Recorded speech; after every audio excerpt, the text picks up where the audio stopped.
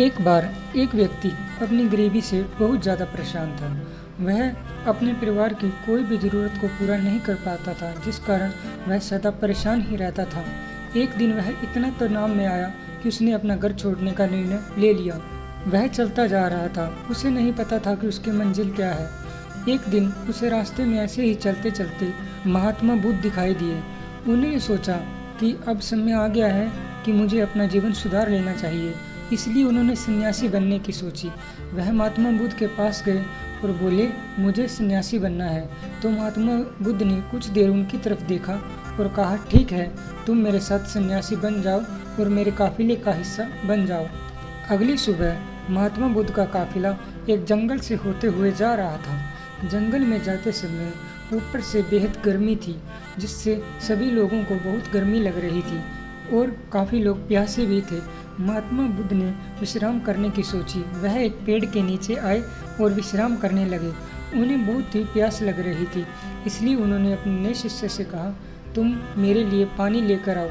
शिष्य एक नदी के किनारे जाता है और पानी लेने के लिए आगे बढ़ता है, परंतु वह देखता है कि नदी के किनारे पर काफ़ी जानवर खेल रहे थे, कुछ मस्ती कर रहे थे।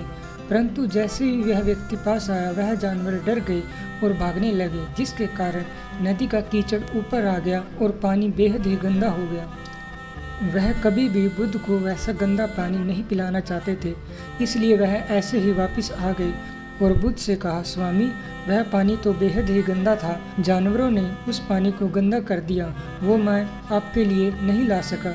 बुद्ध ने थोड़ी देर शांत रहा और कुछ समय बाद, यानी कि तकरीबन 2 मिनट बाद, उस व्यक्ति से कहा, जाओ और दोबारा उसी तालाब से मेरे लिए पानी लेकर आओ। वह व्यक्ति दोबारा जाता है और मन ही मन सोचता है कि बुद्ध वह गंदा पानी क्यों पीना चाहते हैं।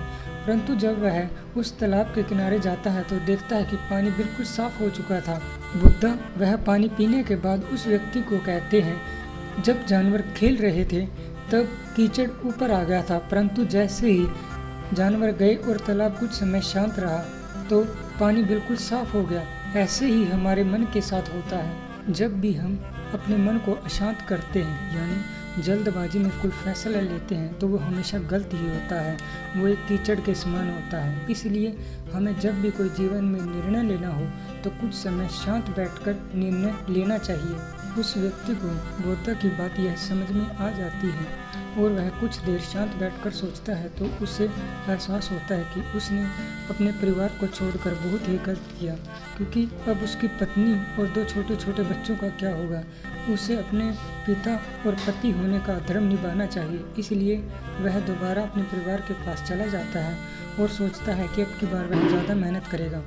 इस कहानी से दोस्तों हमें यह शिक्षा मिलती है कि हमें कभी भी जल्दबाजी में फैसले नहीं करने चाहिए। जब भी जीवन में कोई बदलाव आए तो शांत बैठकर सोचना चाहिए कि हमें क्या निर्णय लेना चाहिए और कब लेना चाहिए।